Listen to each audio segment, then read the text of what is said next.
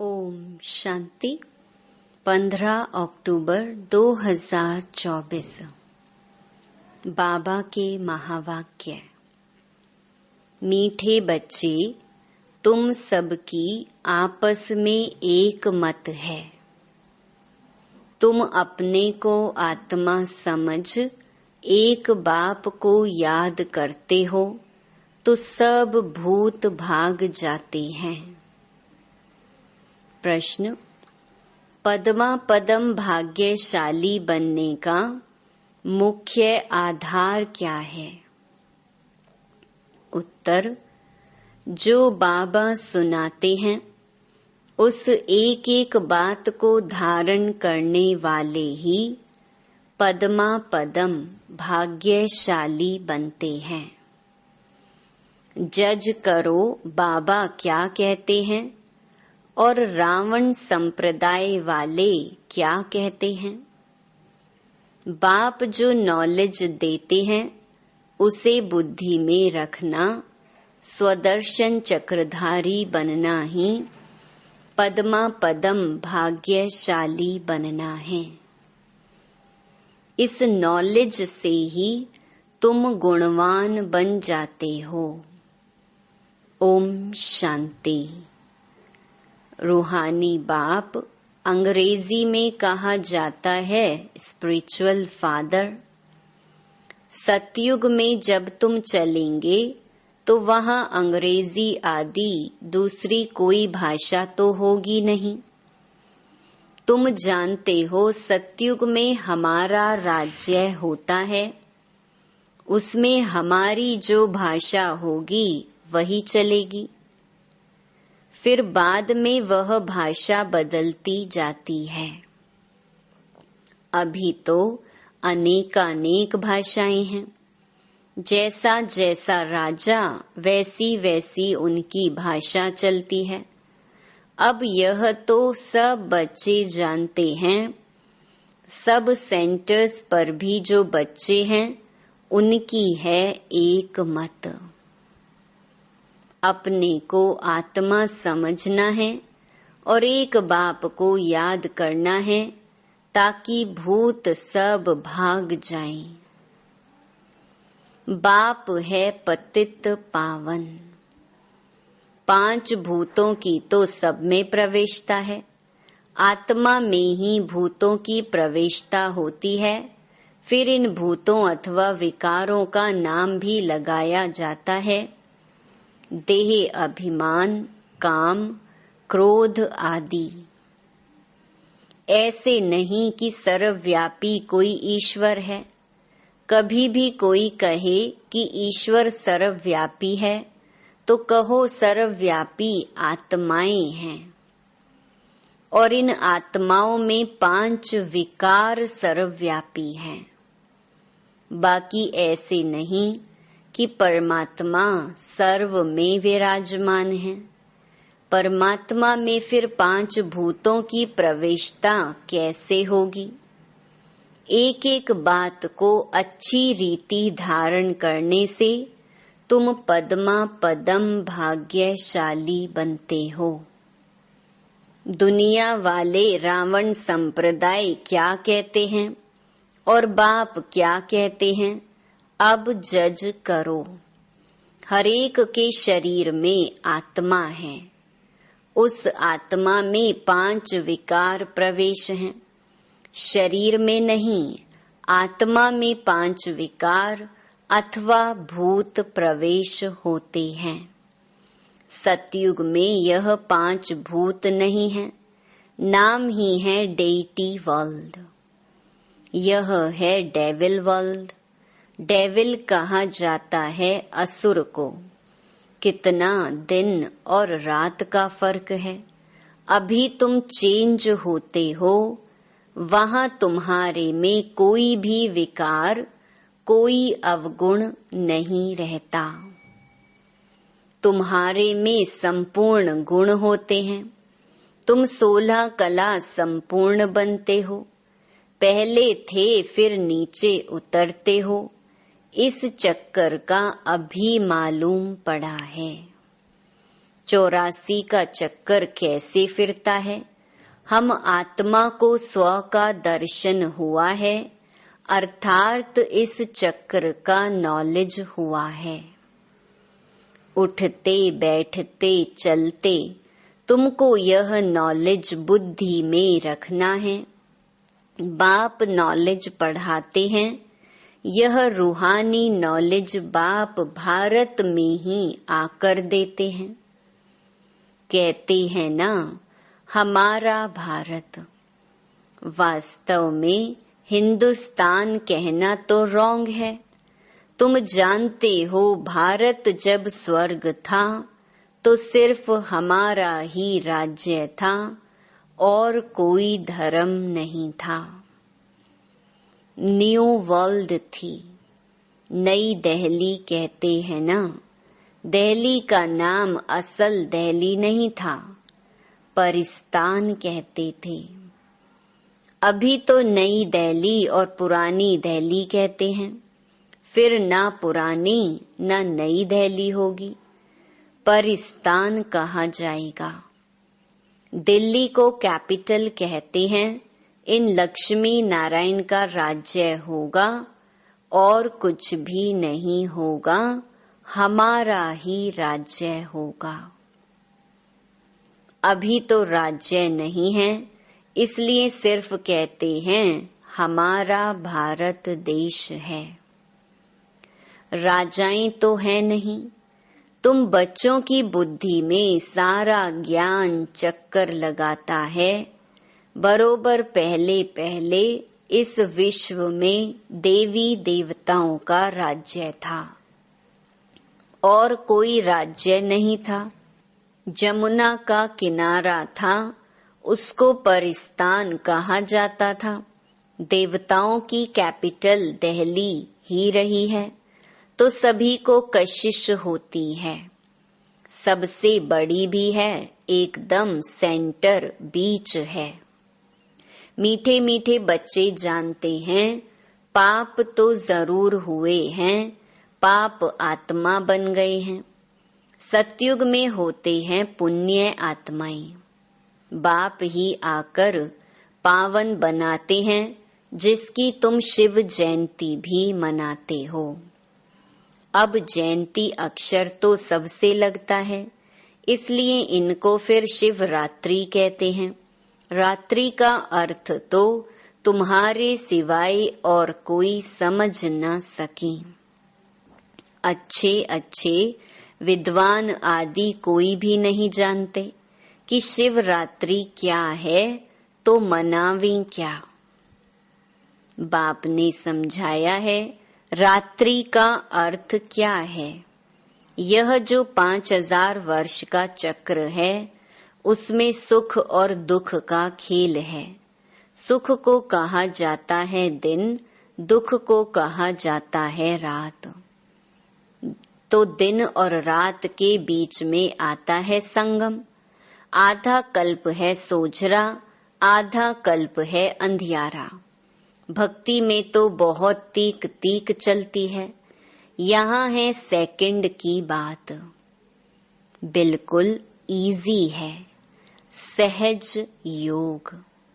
तुमको पहले जाना है मुक्ति धाम, फिर तुम जीवन मुक्ति और जीवन बंध में कितना समय रहे हो, यह तो तुम बच्चों को याद है, फिर भी घड़ी घड़ी भूल जाते हो।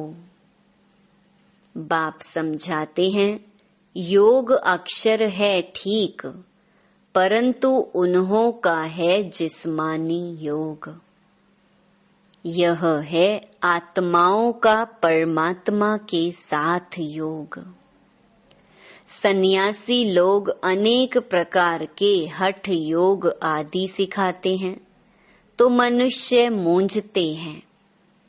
तुम बच्चों का बाप भी है तो टीचर भी है, तो उनसे योग लगाना पड़े ना। टीचर से पढ़ना होता है। बच्चा जन्म लेता है तो पहले बाप से योग होता है, फिर 5 वर्ष के बाद टीचर से योग लगाना पड़ता है। फिर वानप्रस्थ अवस्था में गुरु से योग लगाना पड़ता है। 3 मुख्य याद रहते हैं, वह तो अलग अलग होते हैं। यहाँ यह एक ही बार बाप आकर बाप भी बनते हैं, टीचर भी बनते हैं। वंडरफुल है ना। ऐसे बाप को तो जरूर याद करना चाहिए। जन्म जन्मांतर 3 को अलग अलग याद करते आए हो। सतयुग में भी बाप से योग होता है, फिर टीचर से होता है। पढ़ने तो जाते हैं ना, बाकी गुरु की वहाँ दरकार नहीं रहती, क्योंकि सब सदगति में हैं। यह सब बातें याद करने में क्या तकलीफ है? बिल्कुल सहज है। इनको कहा जाता है सहज योग। परंतु यह है अनकॉमन। बाप कहते हैं, मैं यह टेम्परेरी लोन लेता हूँ, सो भी कितना थोड़ा समय लेता हूँ। 60 वर्ष में वानप्रस्थ अवस्था होती है। कहते हैं 60 लगी लाठ। इस समय सबको लाठी लगी हुई है। सब वानप्रस्थ निर्वाण धाम में जाएंगे। वह है स्वीट होम, स्वीटेस्ट होम। उनके लिए ही कितनी अथाह भक्ति की है। अभी चक्कर फिरकर आए हो। मनुष्यों को यह कुछ भी पता नहीं, ऐसे ही गपोड़ा लगा दिया है कि लाखों वर्ष का चक्कर है। लाखों वर्ष की बात हो तो फिर रेस्ट मिल ना सके। रेस्ट मिलना ही मुश्किल हो जाए। तुमको रेस्ट मिलती है, उसको कहा जाता है silence home in corporeal world. यह है स्थूल स्वीट होम, वह है मूल स्वीट होम। आत्मा बिल्कुल छोटा रॉकेट है। इनसे तीखा भागने वाला कोई होता नहीं। यह तो सबसे तीखा है। 1 सेकंड में शरीर छूटा और यह भागा। दूसरा शरीर तो तैयार रहता है। ड्रामा अनुसार पूरे टाइम पर उनको जाना ही है। ड्रामा कितना एक्यूरेट है, इनमें कोई इनएक्यूरेसी है नहीं। यह तुम जानते हो। बाप भी ड्रामा अनुसार बिल्कुल एक्यूरेट टाइम पर आते हैं। 1 सेकंड का भी फर्क नहीं पड़ सकता है। मालूम कैसे पड़ता है कि इनमें बाप भगवान हैं? जब नॉलेज देते हैं, बच्चों को बैठ समझाते हैं, शिवरात्रि भी मनाते हैं ना। मैं शिव कब कैसे आता हूँ वह तुमको भी पता नहीं है। शिवरात्रि कृष्ण रात्रि मनाते हैं, राम की नहीं मनाते, क्योंकि फर्क पड़ गया ना। शिवरात्रि के साथ श्री कृष्ण की भी रात्रि मना लेते हैं, परंतु जानते कुछ भी नहीं। यहाँ है ही आसुरी रावण राज्य। यह समझने की बातें हैं। यह तो है बाबा। बूढ़े को बाबा कहेंगे, छोटे बच्चे को बाबा थोड़े ही कहेंगे। कोई कोई लव से भी बच्चे को बाबा कह देते हैं, तो उन्होंने भी श्री कृष्ण को लव से कह दिया है। बाबा तो तब कहा जाता है जब बड़े हों और फिर बच्चे पैदा करते हों। श्री कृष्ण खुद ही प्रिंस है, उनको बच्चे कहाँ से आए? बाप कहते ही हैं, मैं बुजुर्ग के तन में आता हूँ। शास्त्रों में भी है, परंतु शास्त्रों की सब बातें एक्यूरेट नहीं होती। कोई कोई बात ठीक है, ब्रह्मा की आयु माना प्रजापिता ब्रह्मा की आयु कहेंगे। वह तो जरूर इस समय होगा। ब्रह्मा की आयु मृत्यु लोक में खत्म होगी। यह कोई अमर लोक नहीं है। इनको कहा जाता है पुरुषोत्तम संगम युग। यह सिवाय तुम बच्चों के और कोई की बुद्धि में नहीं हो सकता। बाप बैठ बताते हैं, मीठे मीठे बच्चों, तुम अपने जन्मों को नहीं जानते हो। हम बतलाते हैं कि तुम 84 जन्म लेते हो। कैसे? तो भी तुमको पता पड़ गया है। हर एक युग की आयु 1250 वर्ष है और इतने इतने जन्म लिए हैं। 84 जन्मों का हिसाब है ना। 84 लाख का तो हिसाब हो न सके। इनको कहा जाता है 84 का चक्कर। 84 लाख की तो बात ही याद ना आई। यहाँ कितने अपरम अपार दुख हैं। कैसे दुख देने वाले बच्चे पैदा होते रहते हैं। इसको कहा जाता है घोर नरक। बिल्कुल छीछी दुनिया है। तुम बच्चे जानते हो, अभी हम नई दुनिया में जाने के लिए तैयारी कर रहे हैं। पाप कट जाएं तो हम पुण्य आत्मा बन जाएं। अभी कोई पाप नहीं करना है। 1-2 पर काम कटारी चलाना, यह आदि मध्य अंत दुख देना है। अभी यह रावण राज्य पूरा होता है। अभी है कलयुग का अंत।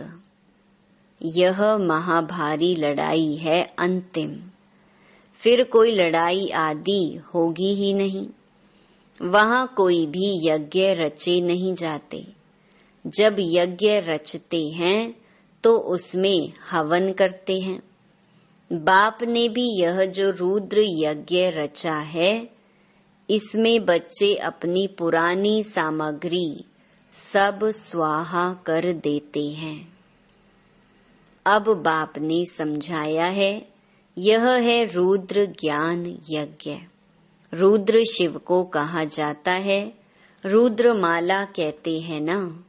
निवृत्ति मार्ग वालों को प्रवृत्ति मार्ग की रस्म रिवाज का कुछ भी पता नहीं है। वह तो घर बार छोड़ जंगल में चले जाते हैं। नाम ही पड़ा है सन्यास। किसका सन्यास? घर बार का। खाली हाथ निकलते हैं। पहले तो गुरु लोग बहुत परीक्षा लेते हैं, काम कराते हैं। पहले भिक्षा में सिर्फ आटा लेते थे, रसोई नहीं लेते थे। उन्हों को जंगल में ही रहना है। वहाँ कंद मूल फल मिलते हैं। यह भी गायन है। जब सतो प्रधान सन्यासी होते हैं तब यह खाते हैं। अभी तो बात मत पूछो, क्या क्या करते रहते हैं। इसका नाम ही है विशियस वर्ल्ड। वह है वाइसलेस वर्ल्ड। तो अपने को विशियस समझना चाहिए ना। बाप कहते हैं, सतयुग को कहा जाता है शिवालय, वाइसलेस वर्ल्ड। यहाँ तो सब हैं पतित मनुष्य, इसलिए देवी देवता के बदले नाम ही हिंदू रख दिया है। बाप तो सब बातें समझाते रहते हैं। तुम असल में हो ही बेहद बाप के बच्चे। वह तो तुम्हें 21 जन्म का वर्षा देते हैं। तो बाप मीठे मीठे बच्चों को समझाते हैं, जन्म जन्मांतर के पाप तुम्हारे सिर पर हैं। पापों से मुक्त होने के लिए ही तुम बुलाते हो। साधु संत आदि सब पुकारते हैं, हे पतित पावन। अर्थ कुछ नहीं समझते। ऐसे ही गाते रहते हैं, ताली बजाते रहते हैं। उनसे कोई पूछे परमात्मा से योग कैसे लगावें, उनसे कैसे मिले, तो कह देंगे वह तो सर्वव्यापी है। क्या यही रास्ता बताते हैं? कह देते वेद शास्त्र पढ़ने से भगवान मिलेगा, परंतु बाप कहते हैं मैं हर 5000 वर्ष के बाद ड्रामा के प्लान अनुसार आता हूँ। यह ड्रामा का राज सिवाय बाप के और कोई नहीं जानते। लाखों वर्ष का ड्रामा तो हो ही नहीं सकता। अब बाप समझाते हैं यह 5000 वर्ष की बात है। कल्प पहले भी बाबा ने कहा था कि मन मना भव, यह है महामंत्र। माया पर जीत पाने का मंत्र है। बाप ही बैठ अर्थ समझाते हैं, दूसरा कोई अर्थ नहीं समझाते। गाया भी जाता है ना, सर्व का सद्गति दाता एक। कोई मनुष्य तो हो नहीं सकता, देवताओं की भी बात नहीं है, वहां तो सुख ही सुख है। वहां कोई भक्ति नहीं करते, भक्ति की जाती है भगवान से मिलने के लिए।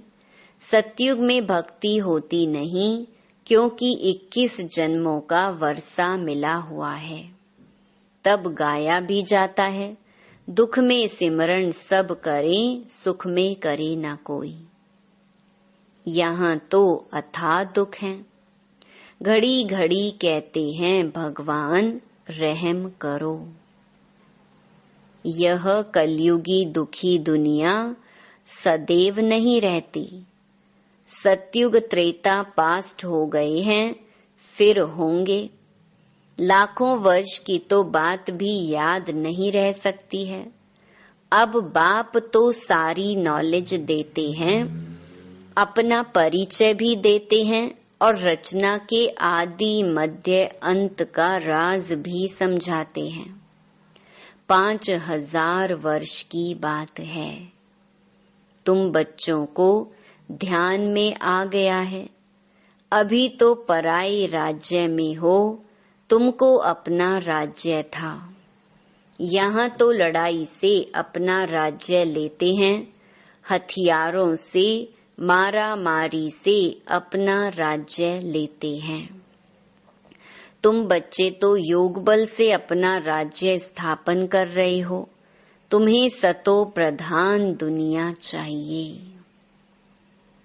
पुरानी दुनिया खत्म हो, नई दुनिया बनती है। इसको कहा जाता है कलयुग पुरानी दुनिया। सतयुग है नई दुनिया, यह भी किसको पता नहीं है।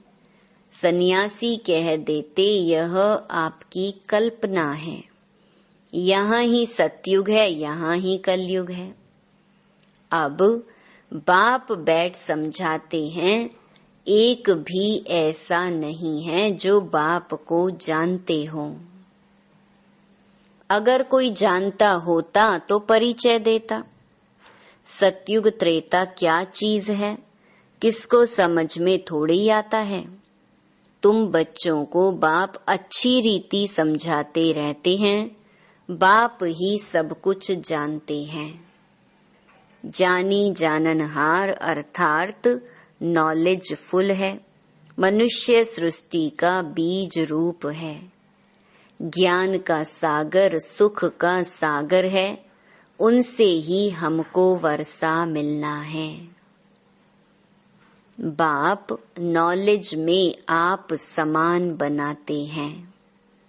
अच्छा, मीठे मीठे सिकिलधे बच्चों प्रति मात पिता बाप दादा का याद प्यार और गुड मॉर्निंग। रूहानी बाप की रूहानी बच्चों को नमस्ते। धारणा के लिए मुख्य सार। पहला, यह पापों से मुक्त होने का समय है, इसलिए अभी कोई पाप नहीं करना है। पुरानी सब सामग्री इस रुद्र यज्ञ में स्वाहा करनी है। दूसरा, अभी वानप्रस्थ अवस्था है, इसलिए बाप टीचर के साथ साथ सतगुरु को भी याद करना है। स्वीट होम में जाने के लिए आत्मा को सतो प्रधान पावन बनाना है। वरदान, अपनी सूक्ष्म कमजोरियों को चिंतन करके परिवर्तन करने वाले स्वचिंतक भव। सिर्फ ज्ञान की पॉइंट्स रिपीट करना, सुनना व सुनाना ही स्वचिंतन नहीं है, लेकिन स्वचिंतन अर्थात अपनी सूक्ष्म कमजोरियों को, अपनी छोटी छोटी गलतियों को चिंतन करके मिटाना, परिवर्तन करना, यही है स्वचिंतक बनना। ज्ञान का मनन तो सभी बच्चे बहुत अच्छा करते हैं, लेकिन ज्ञान को स्वयं के प्रति यूज कर धारणा स्वरूप बनाना, स्वयं को परिवर्तन करना, इसकी ही मार्क्स फाइनल रिजल्ट में मिलती हैं। स्लोगन, हर समय करन करावन हार बाबा याद रहे, तो मैंपन का अभिमान नहीं आ सकता। ओम शांति।